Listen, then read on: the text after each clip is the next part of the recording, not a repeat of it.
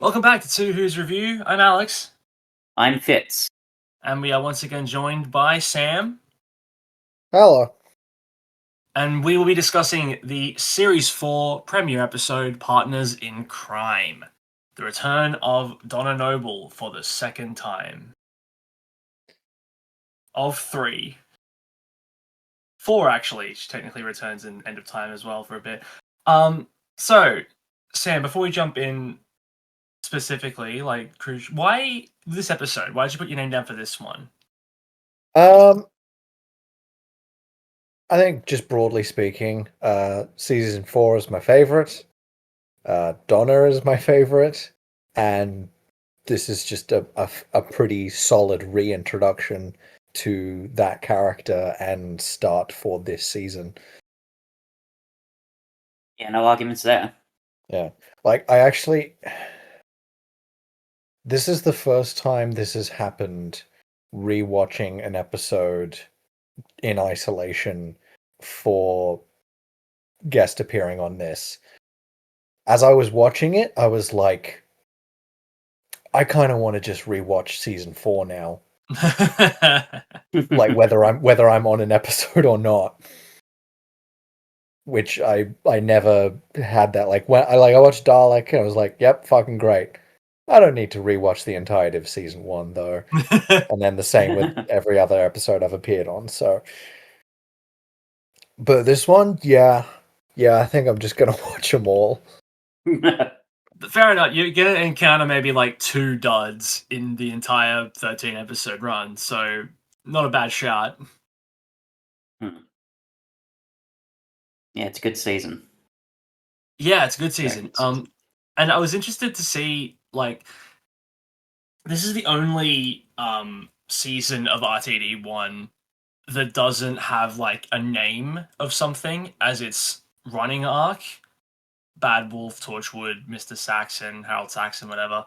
And for a while I was like, I guess there isn't really like a full like mystery box for this season. There's just a bunch of like small ones that pop up every now and then, and they all pop up here bizarrely. We get a mention of the adipose breeding planet, which is lost, and the lost planets becomes important. The bees disappearing is mentioned. Bees by are Donna, disappeering.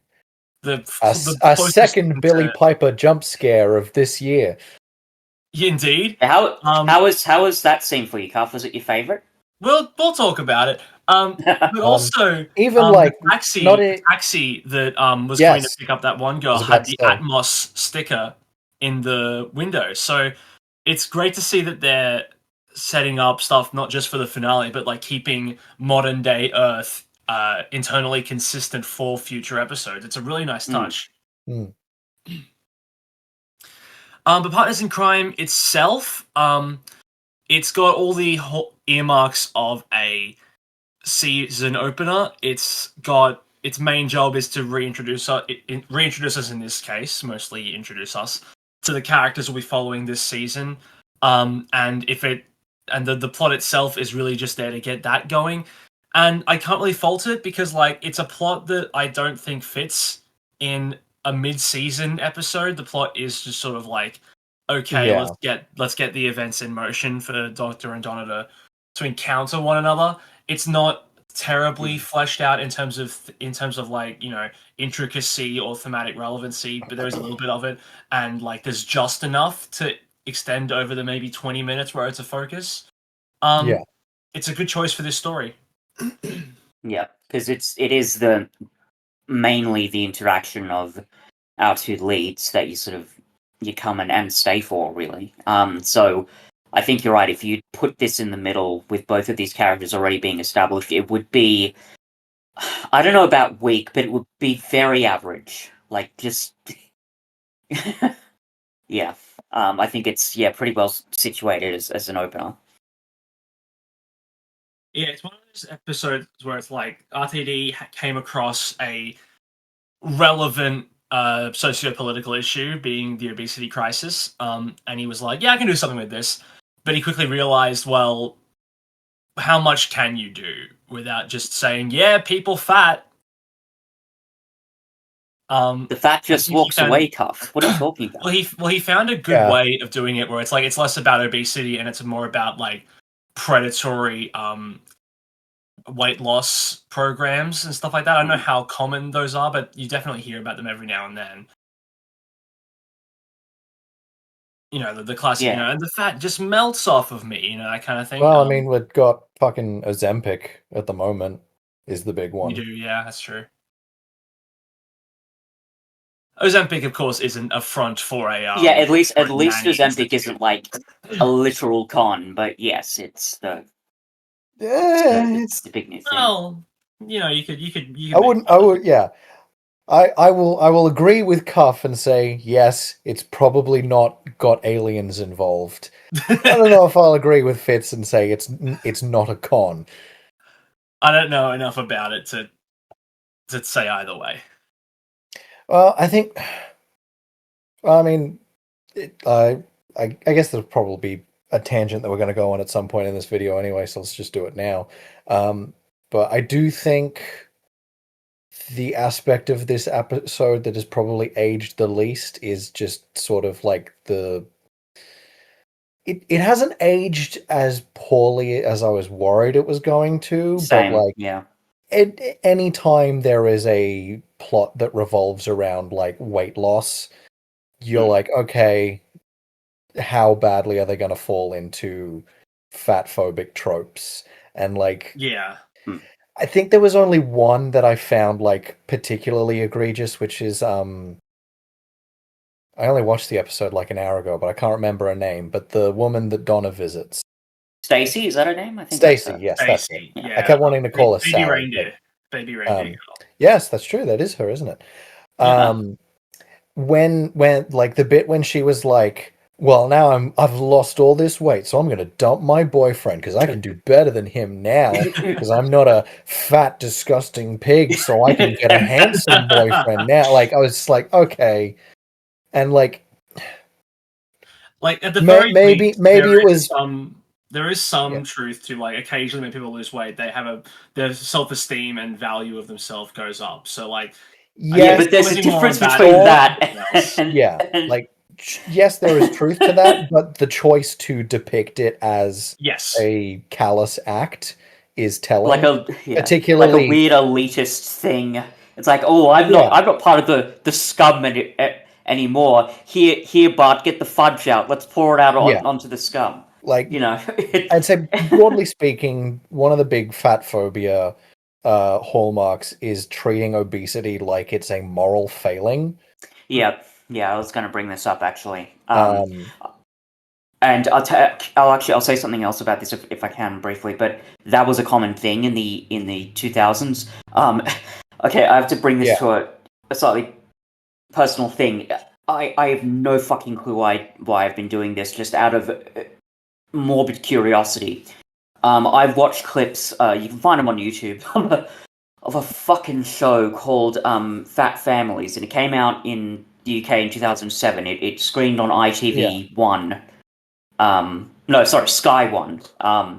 As if that should surprise anybody. And it had this guy who hosted it, and I was laughing, but only because of how over the top and how mean this guy was. Like, it's literally him. He shows up. He doesn't say to the people he's coaching to become, more healthy, but he says to the camera crew, he's like, oh, and now I'm going to visit a family of massive fat fatties. And I'm just like, what fucking world were we living in? I mean, there's like the late 2000s? Like that. Yeah, there's stuff like that. Like Dr. Phil, Maury Povich, like. Oh yeah, well, I mean, this is also the era when The Biggest Loser was everywhere. Yes. Oh yeah. True. It's like, yeah, and it is frustrating. It's like as you say, Sam, to treat it as a moral failing when really it's just a health issue. It's a public health issue. Like, and I found it kind of telling that she was portrayed as kind of like a callous person, whereas the guy the doctor was talking to, who has already lost all the weight, is just portrayed as like a perfectly nice, reasonable guy. Because he's not fat anymore, so he's not a bad person. That's interesting. I didn't really get any hints of callous from that character. I mean, maybe it was me reading into it more because I wanted to watch the episode more consciously aware of those biases. Yeah, Even if like for as much as Russell T Davies has lost the benefit of the doubt in the last 2 years, I will say I don't think his intent is to be like mean and say directly that like he's not trying to be fat phobic with this episode. Yeah, I was But surprised. like there is a little bit of like the cynicism that is much more present in his second run coming through. I think. like it's burdened by, excuse me, TV tropes at the time for sure. Yeah. Even like little things like when you see the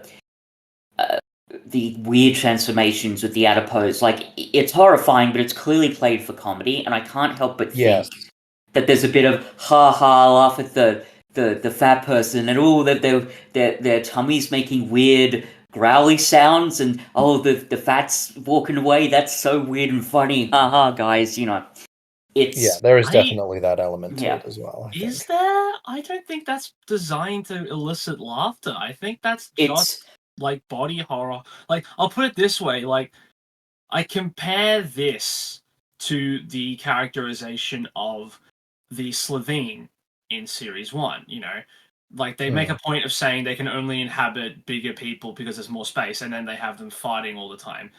Like, that has way more elements of what you're talking about than I think this does. I don't think when the adipose are bulging out of these people, it's meant to be like, ha ha, you needed the pills. It's clearly designed to be fucking terrifying.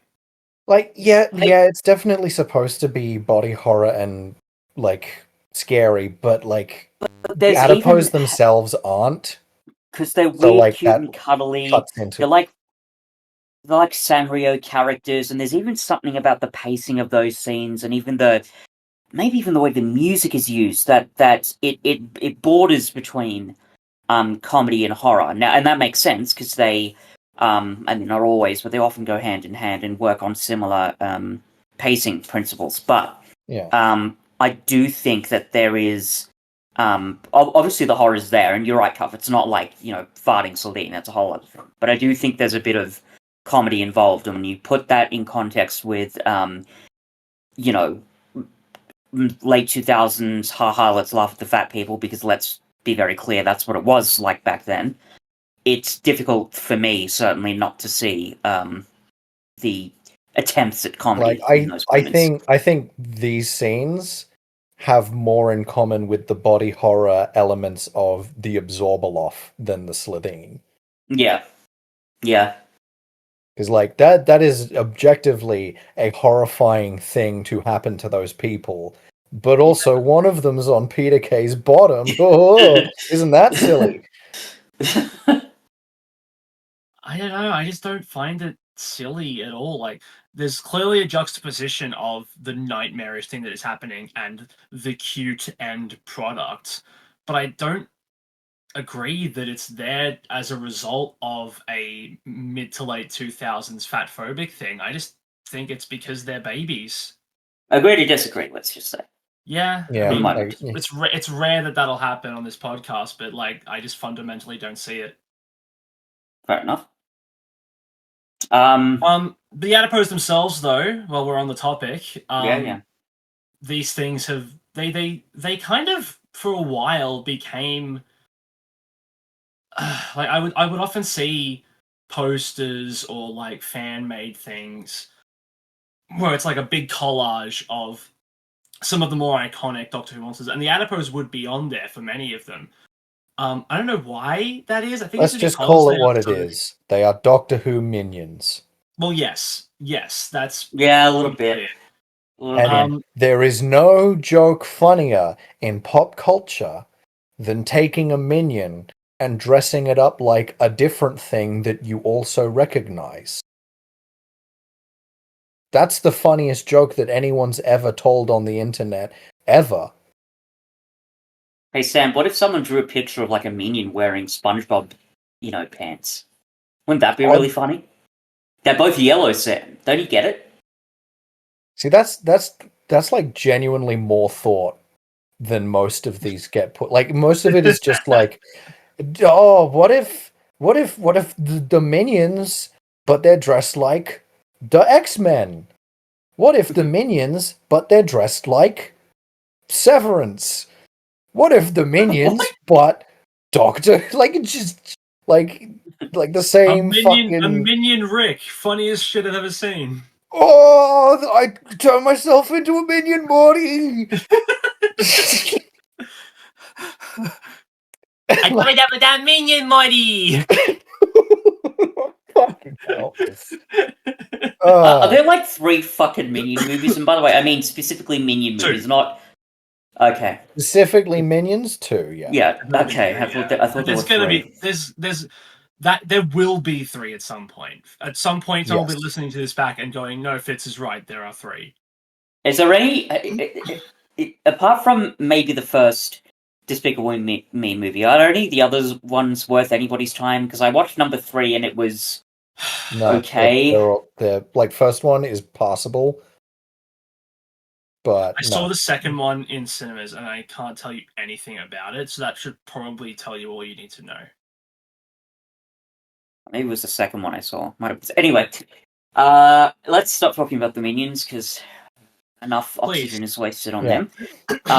But the Adipose, yeah, they're cute little guys doing their little funny murderous things. And you know, a couple of them get fucking run over.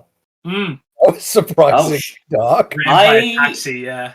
I'd forgotten that. Is that the taxi that comes to pick Stacy up? What the fuck? No, it's at the end when like all of them are like out in the street in droves. Wandering through outside London. the bar where Sylvia is. A taxi just like screeches to a halt, and it clearly hits at least 2 of them. Yeah. Jeez. And you can hear the sound of 2 kilo balls of fat hitting the taxi and bouncing away. Good lord. I don't even think they bounced away. I think they just splattered under the tires. My read of that scene has always been that because they are fat, they just sort of like hit the thing, bounce a couple times, then just get up and be like, "Oh, that was weird." Anyway, back to the waddling. Well, they would look. We didn't see him get up. We didn't see them get up. That's true. They would look like that bit in Chicken Run where they launch the turnip chicken at the wall and it just splats in a grey spray pattern on the wall, something like that. Any more to say about the Adipose themselves? No, I mean they do their job of being just like the villain that is like not really the villain. I mean, they're not even really a villain. No, they're not. No. They don't do anything. They're like they're set dressing more than anything. What I meant more was like the alien that can be used in this episode as like this is the new thing, but also like, hey, it's cute. We can sell this. I've seen many Adipose pillows. Like it's you can put little Adipose plushies and squishmallows. Actually, I don't know if those exist, but I'd be staggered if it didn't. It's one of the few not instantly iconic Doctor Who monsters that you can very easily sell because it isn't terrifying.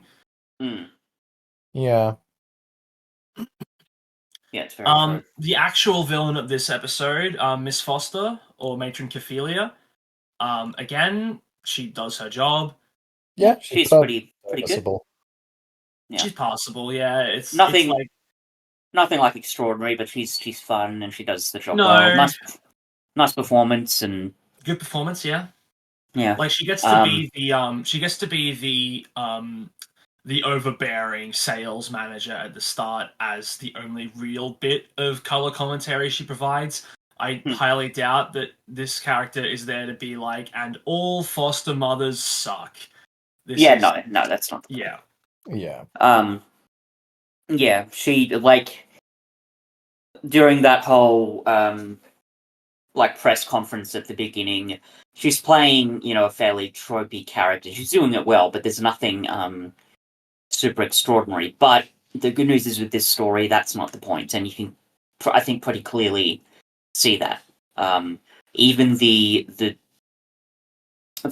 resolution of the story when the Doctor's freaking out and he's like, "Oh, I don't have the little gold pill thingy. where's the other one? Oh, thank you, Donna. Yeah, that's a very character-driven moment, even by the standards of moments like that. Because there's not... I don't know if it's because those moments are like super amazing or super innovative, but I think it's just because, in contrast to the villain's place in the plot, it looks interesting because it's what the villain is doing. I mean, apart from being a nanny, apart from that, it's fairly run of the mill. Yeah. Like I said, like for this episode, this is already 50 minutes. It's already longer than a normal episode of the show in this era by about 10 minutes. Mm. You really need, in that instance, to stuff more stuff into it. Because, again, like the stuff that's here works. It's just baked enough to not be half baked. Like, it's all there, it all works. Yeah, I don't know. And one of the things that as I guess a major selling point of this episode is the comedy, right? But yeah, I think it works well enough for the story. Like, it's not. I don't feel like it's over cluttering the plot too much. And when you have those little moments, particularly early on, where Donna and the Doctor keep missing each other, it is like genuinely humorous and kind of intriguing. It's not like so frustrating that you're like, oh god, can you just meet each other? But it works well enough, and also it is exceptionally well executed from like a pacing and a filmmaking standpoint. Yeah. Yes. And of course a performance standpoint, because getting them doing these little awkward moments which culminates in the nice bit of pantomime they've got, which itself gets interrupted awkwardly by the and like I made a point of checking, and like that scene is the exact halfway point of the episode. Oh wow. Right. It's 50 minutes long, and that moment where they see each other is like 24 minutes 30 seconds. So like allowing for credits and next time on, it's like bang on the exact middle of the episode. Yeah, that's amazing. Yeah, I mean, it's all building towards that moment, isn't it? Like, where they're just they're doing the same things throughout the adipose complex. It's a direction mirror of each other. They barely miss each other on the street corner, at like the third of the way through mark or whatever. And it's building towards them seeing each other, and it doesn't disappoint. It's all like, it's a very unique situation because it's a companion reintroduction.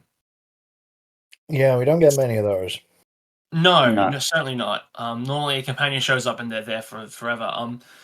Apparently, I guess we do kind of like, we'll get one with Martha later on in this season, but like there aren't many where they come back to be the companion again. Yeah. Yes. I can't think of another example of it, really. No, well, there wouldn't be. Yeah. It's a one-off character becoming a regular, which doesn't really happen. Yeah. You could make an argument. You could make an argument for Nardole being the same deal. Yes. But like there's not a big gap of time. There's no gap between him first. There is no gap. He is a run-on character. Well, I would almost say the people in Unit, but there wouldn't be a big gap, I think, between those episodes either. Like, they're not, until the third Doctor arrives, their occurrences are infrequent, but they're not infrequent enough to really warrant comparison. And even then, they're like consistently on Earth doing Unit stuff in those episodes. Yeah. Like, it's not like the Brigadier ever gets on the TARDIS and goes with the Doctor to alien planet in the year 5 million.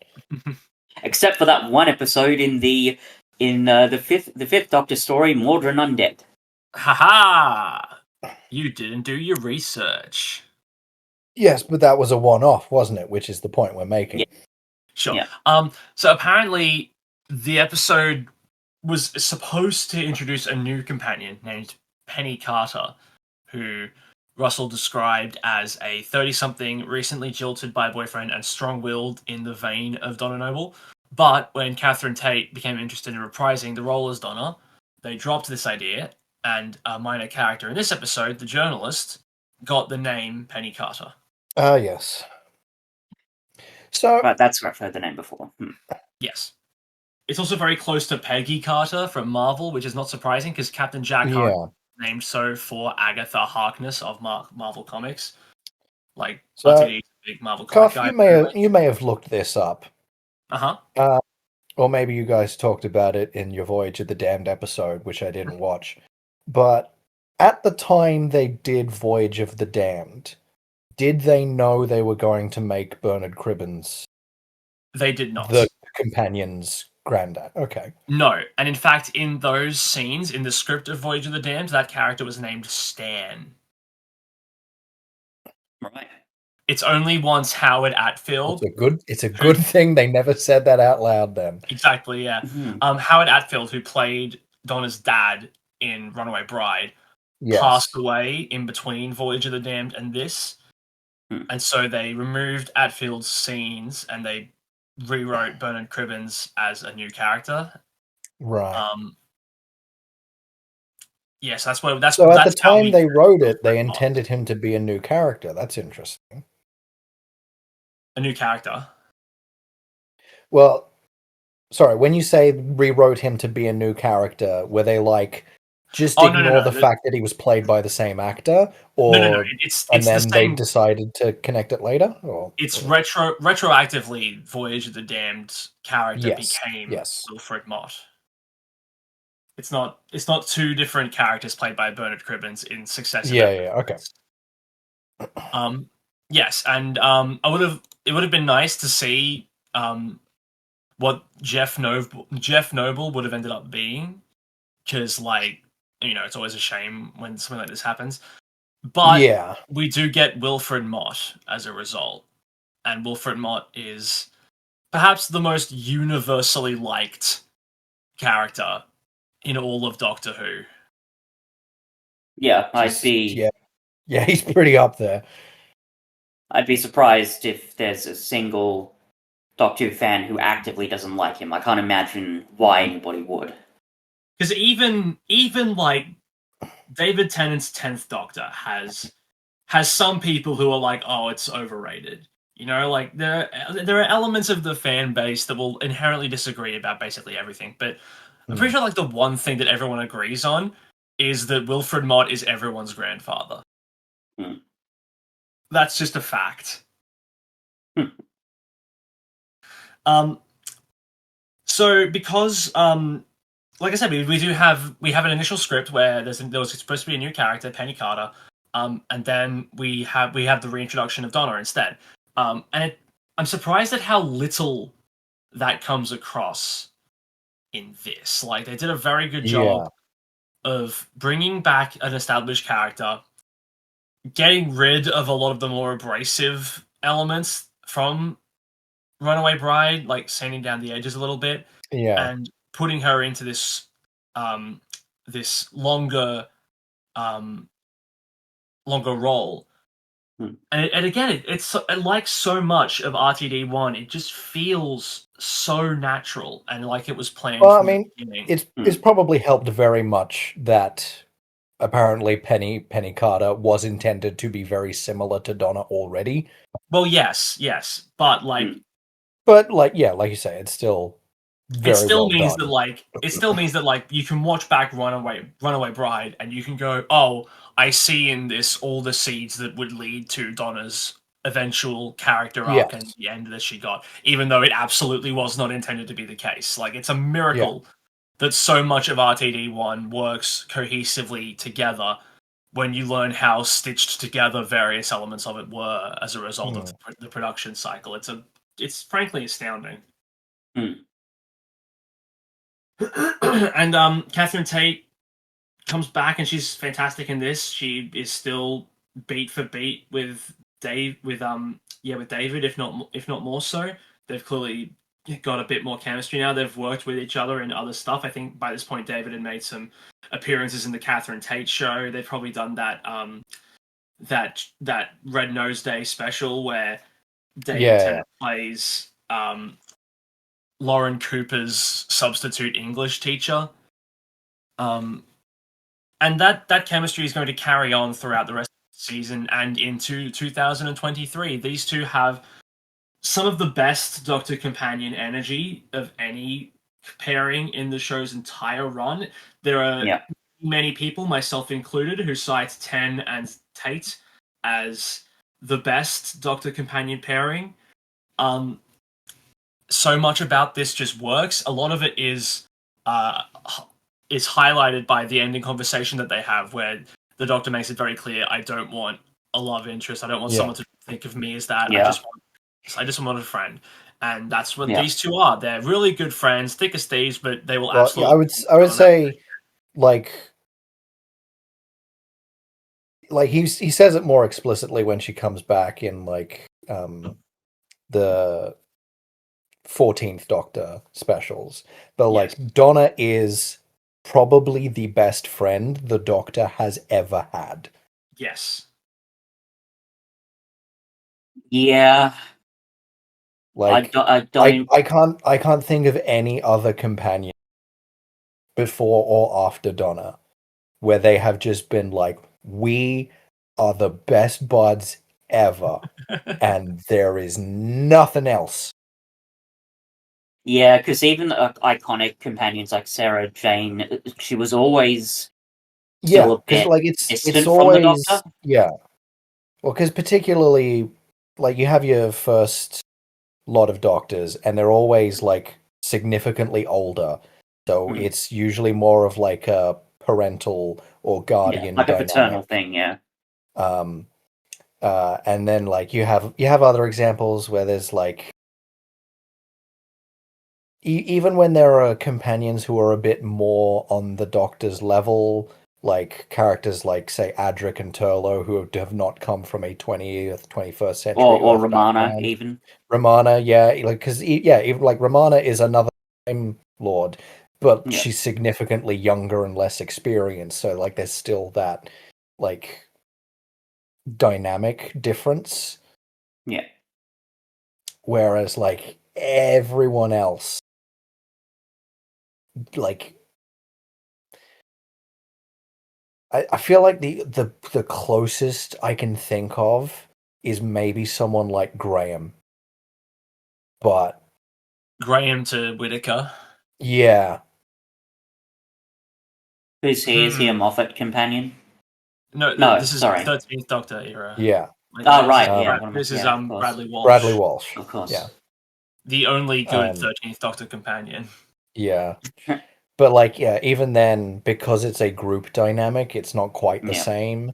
And, like, he's already got a parental or grandparental or step-grandparental relationship with another companion. And the problem is, well, among the problems of those series, even then, there was obviously half-filled moments with Graham, but most of them were with Ryan. A lot of, I think a fair bit of the time, he was played a bit for comedy. And of course, how could we forget, I should say something sentimental here, shouldn't I? You know.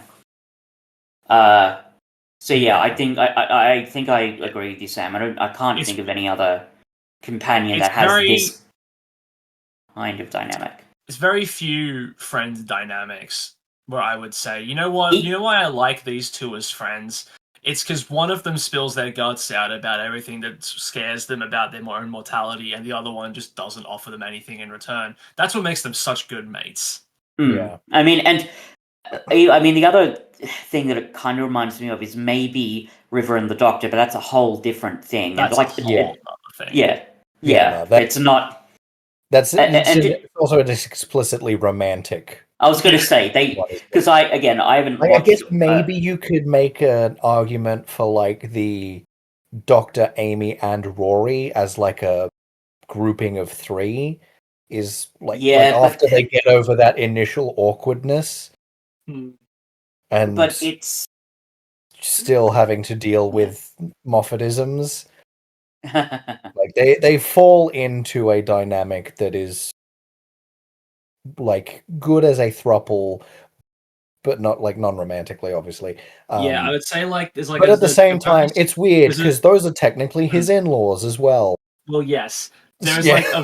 There's like a very specific clump of episodes, like around the middle of season 6, and maybe like an episode in series 7, where I'd be like, yeah, this really gets the friend dynamic of this trio bang on correct. Yeah.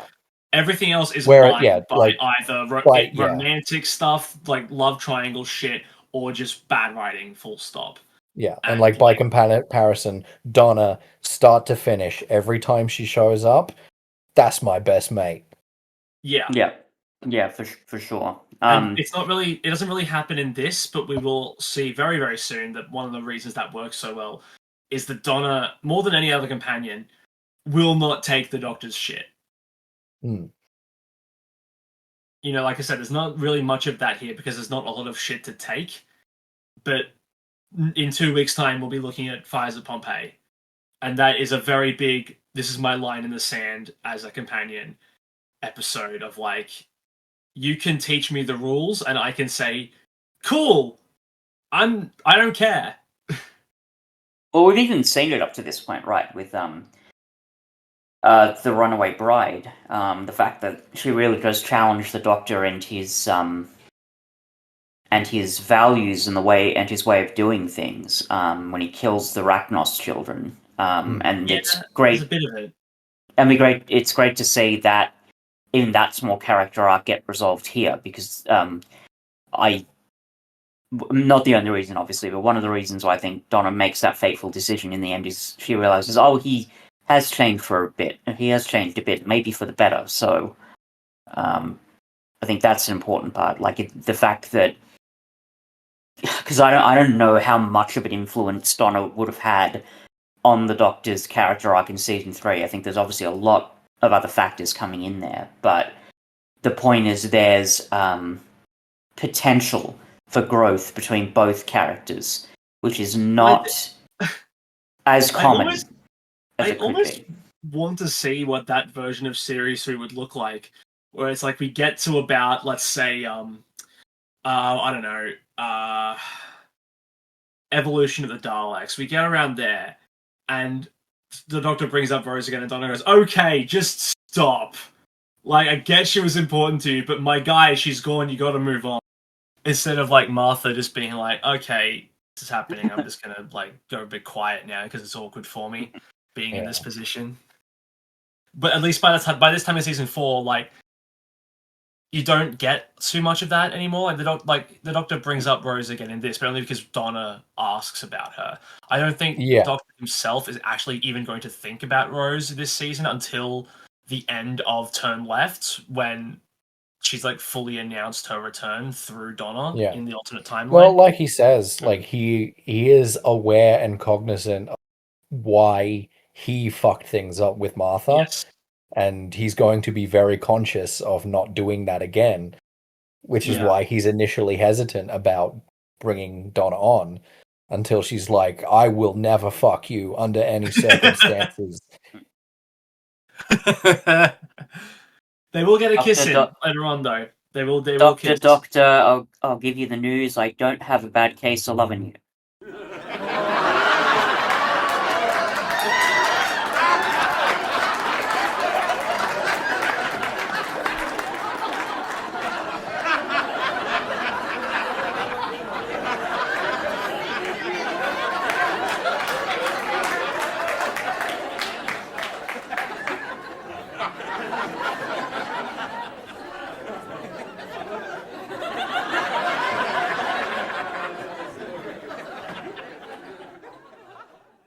Yeah, that's true. Now I do mention that the Doctor moving on from that terrible stab of comedy. Well, no, I mean everyone heard it, and I'm gonna give it its lovely little flourish in the edit. I rarely edit these podcasts, but you just wait and see what I'm gonna do to that. It's a dinger of a joke. He's gonna. God damn it! You gotta auto tune this fucking thing, aren't you? No, you'll see. You'll see. I won't be taking notes, but you'll see. Fuck. It's great that we mentioned the well, I mentioned anyway the fact that it's like the Doctor doesn't really bring up Rose that much this season.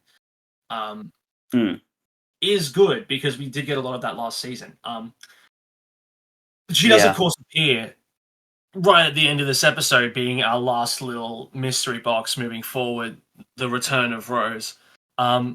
Which I can't be mad at it, given what it leads to, what is essentially like the Infinity War of the RTD era, with everyone coming back and everyone like fighting the Daleks and having their own thing to do. But it doesn't really... It still stings a bit that it means as soon as you see Rose again, you're like, oh, great. This is going to be yet another season of Doctor Who that is completely defined by Rose. In all of this conversation around it, it's all going to be about that. The first season was about the Doctor introducing Rose to the world. The second season hyped up her departure. The third season had the Doctor pining for Rose to hold. And the fourth season is going to be all about her return. And it's like, motherfucker, can we get one season of this goddamn show where Rose is a key pivotal figure? It's a good thing that RTD came back and did highlight Rose. See, we got the 16th Doctor here and everything. I don't know if I entirely agree with that, because I think, yes, she's a part of the finale, and that's a big thing, obviously, like near the end of the story. But I think when you look at Donna's characterization, especially given how separate it is from any Rose business, as opposed to Martha, which is basically the Doctor just trying to get over Rose, I think it's not as significant as you may be making it out to be. It is there. I'll grant you, like, the discussion around the show at the time probably heavily focused on, like, but she was in that first episode though. That's what I'm referring to. Yeah, true. True. I'm not saying that, like, I'm not saying that when you watch Silence in the Library, you're not going, this is really good, and it's because I know Rose is coming back. That's not what I'm saying.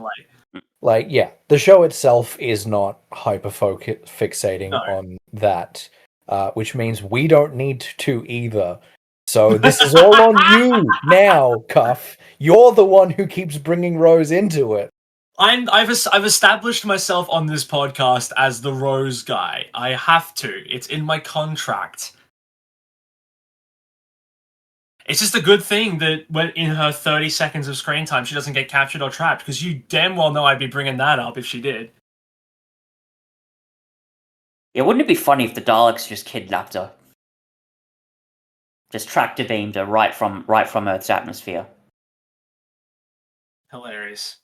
This podcast will be longer, I can tell you that. Yeah. But anyway, it at the very least, it is like a big oh shit moment at the end of the story.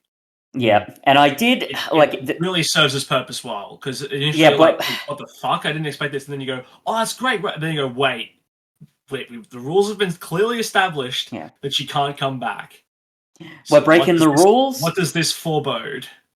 And I will say, kind of like your point about, especially the fan discussion around Rose coming back, that I definitely agree with. Because even when I watched it, because I watched it for the second time today, even I got a little bit annoyed at the end. Not so much for what the scene was and what it meant for the actual story of the show, but like I can just imagine what fans must have been doing at the time.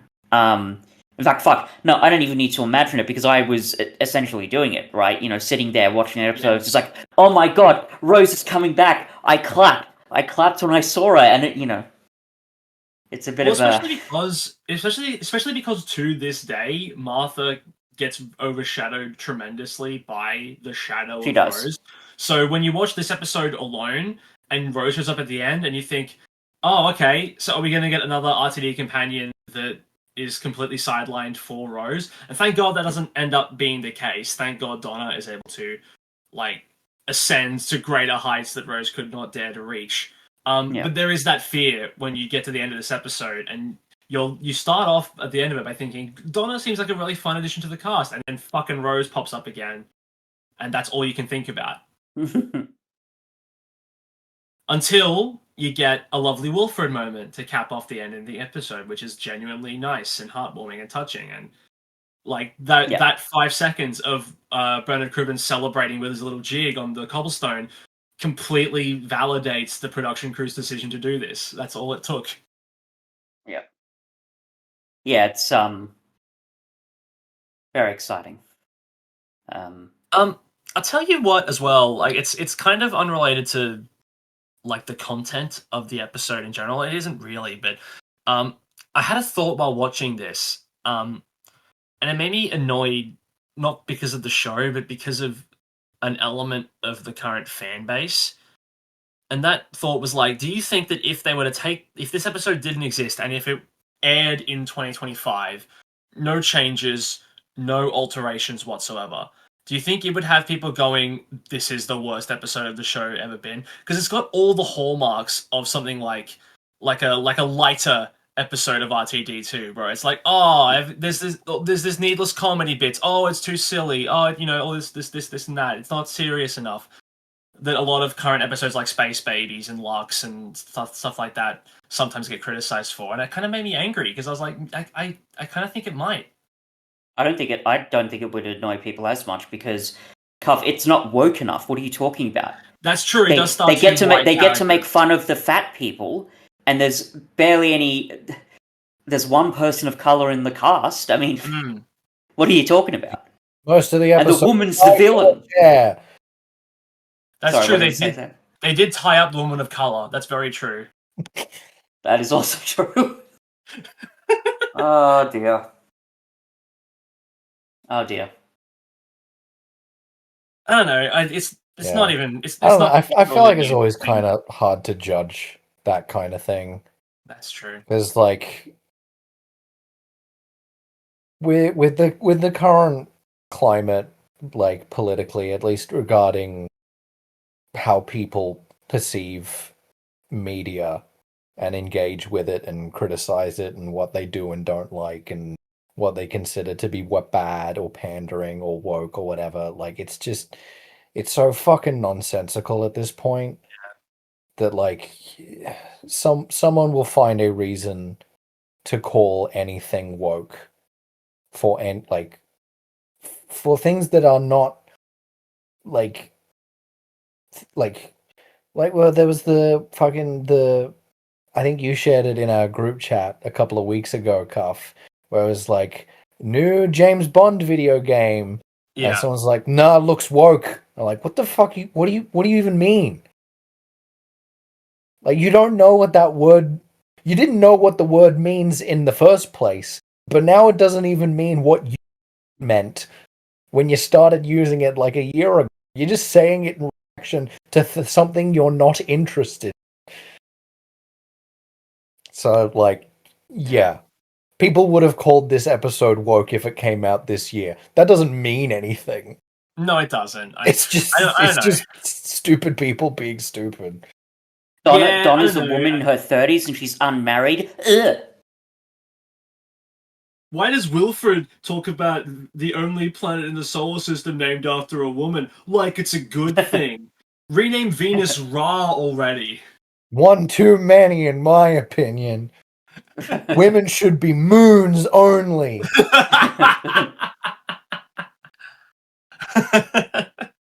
Get back in the orbit and make me a sandwich, woman.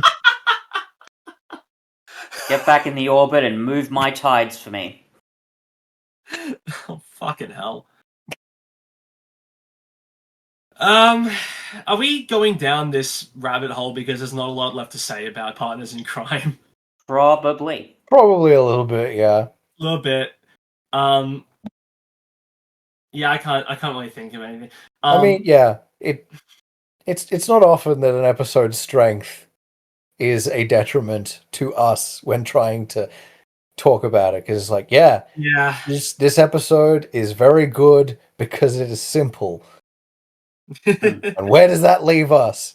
Struggling to reach the 1 hour mark. I think it wasn't even worse when we tried to do the Mark of the Rani Cuff. Like, how long was that episode? Mark of the Rani barely got to 38 minutes.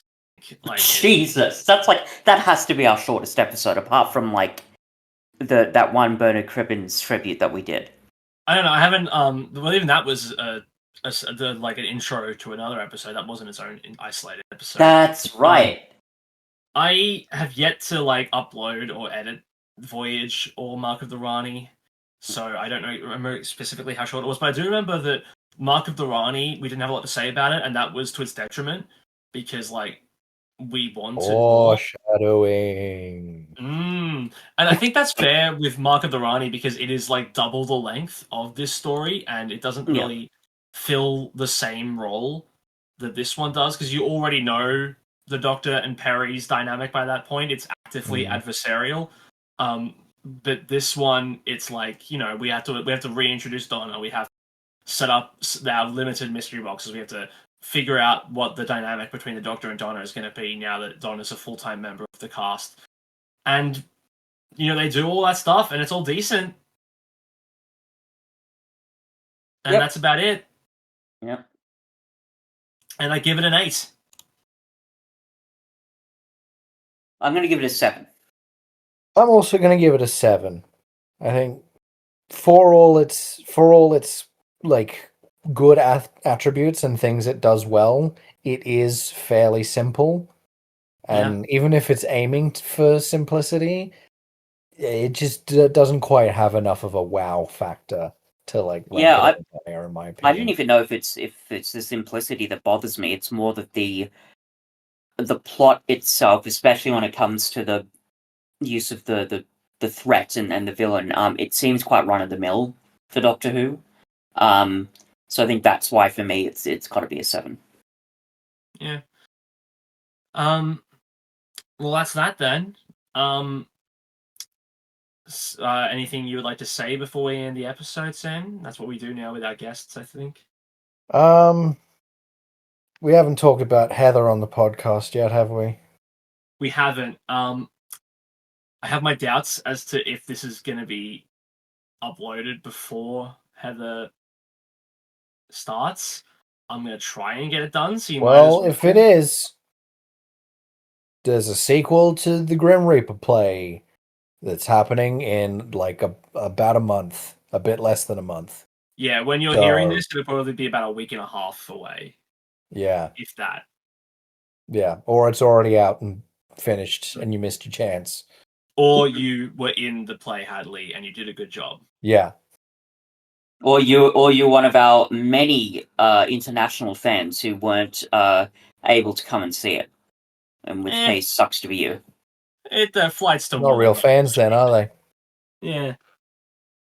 Let us know in the comments if you're an international viewer, and we'll do a meet and greet on after the matinee on Sunday afternoon.